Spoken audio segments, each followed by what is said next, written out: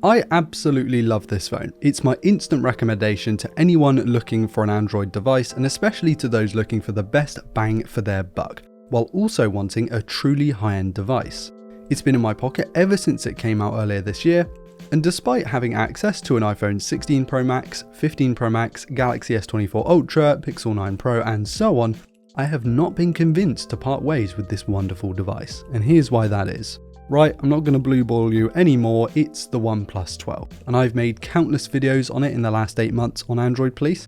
In fact, it's a bit of a running joke on that channel that I must get a mention for this phone in every video, even when it's kind of irrelevant.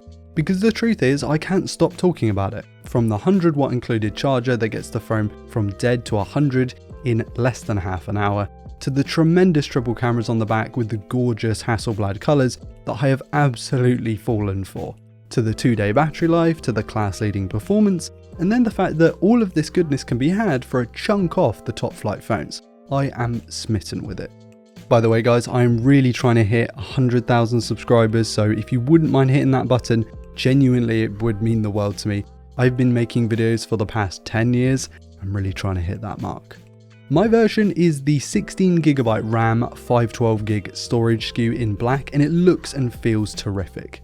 It might not be as bougie as the Pixel 9 Pro, but it's not far off. I love the curved sides and back, as they just feel more ergonomic than the flat phones that have swept across the market.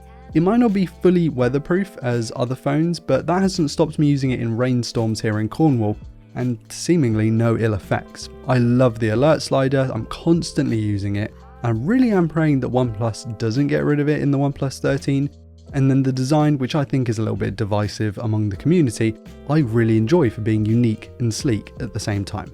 My fiance hates it, but she's an iPhone owner, so about as original as a packet of ready salted crisps when it comes to phones. This device isn't perfect. I have had a few issues with accidental palm rejection not working very well, so there have been some phantom touches where I've sort of lightly been gripping the sides and the curved edges have picked up touches from my palm, where other phones with curved sides would sort of forget this and reject the whole input whatsoever. OnePlus doesn't seem to get its algorithm perfect with this kind of thing, so hopefully they improve that with future phones. This is the one thing I dislike about having the curved sides, because overall I found them to be really nice to hold on to, and the display itself has been exceptional. It's big, it's bright, it's smooth, it's sharp. OnePlus's whole 4500 nit peak brightness thing is a little bit misleading. The panel doesn't get as bright as the Pixel 9 Pro, but is still really viewable even in the sunniest of days. It's been a joy to use, not only for my usual doom scrolling, posting to socials and endlessly scrolling through Wikipedia, but also I've played more Golf Battle on this phone than I care to admit, and for other games as well, this display being as big as it is just terrific. Would you believe that I have never run a case on this phone since I got it out of the box? The etched back is a good mix of stylish and grippy, and I've left the film screen protector on it that comes with it, and really haven't had any issues even with the fingerprint scanner or anything, so that's been great too. This phone isn't big on AI, and neither am I, which is probably what helps it in its case of being my phone really. It's likely a turn off for some who really want all those software and AI features, but again, for me that's not important, so make of that what you will. It currently runs Android 14 and should get 4 big upgrades with a further year of patches to take it to the tail end of 2027. And then 2028 once you factor in the security stuff. It's not up there with the best, but it's good enough for me. I don't mind the ColorOS style setup either. I was actually quite fond of Realme phones back in 2020, so this bubbly layout works for me because it all runs through Oppo anyway.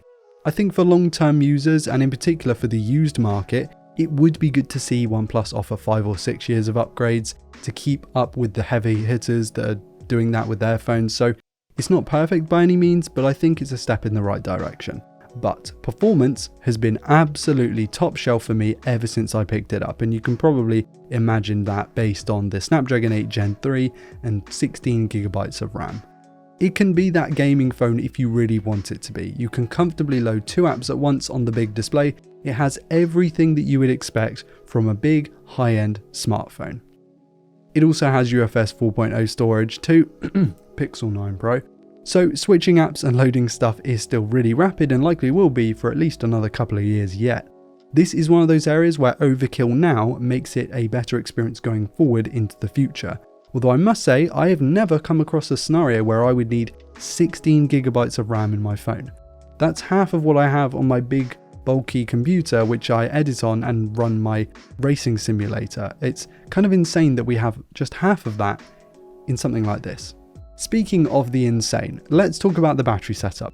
Between it and the cameras, it's been doing an unreal job at keeping me on side and not letting me switch to anything else. It's a 5400 mAh battery, which is pretty big as it is, but the OnePlus 12 is handily a 2-day phone for me pretty much every time, and only really dropped to a day and a half when I added the smart ring to the already connected Garmin that are running on this thing 24/7.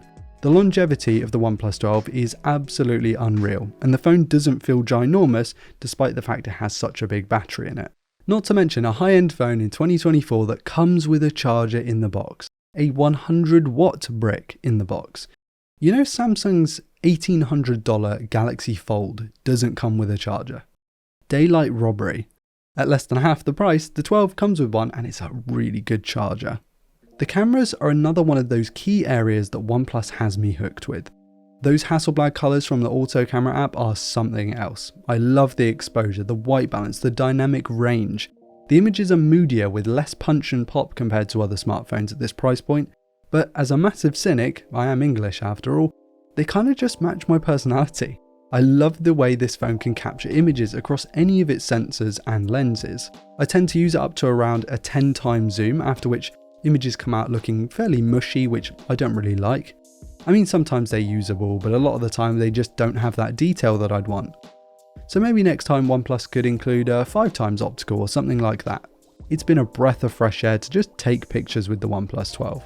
The camera system is far from the best that you can buy, but it is up there, and for the first time ever, I've not felt like I was majorly compromising when going for the OnePlus.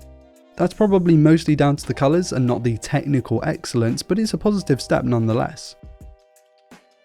And actually, I really hope that OnePlus doesn't do anything drastic with the 13, like remove the alert slider or the charger from the box. I hope they can carry on iterating and improving the formula they found with the OnePlus 11 and now the 12.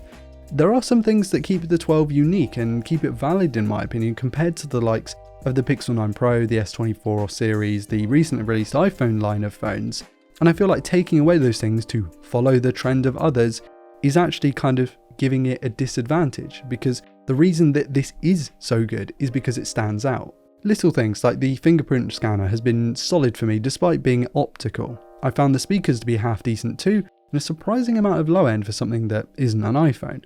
The buttons on the side where the lock button is lower down than the volume rocker is the thing that I like. I don't like how Google does it with the Pixel. I even have a little soft spot for OnePlus's little game mode that feels more complete than a lot of others with Discord windows and so on. The OnePlus 12 is my favourite phone right now, and in my opinion is the best phone that you can buy, as long as, like me, you're sick of all this AI stuff.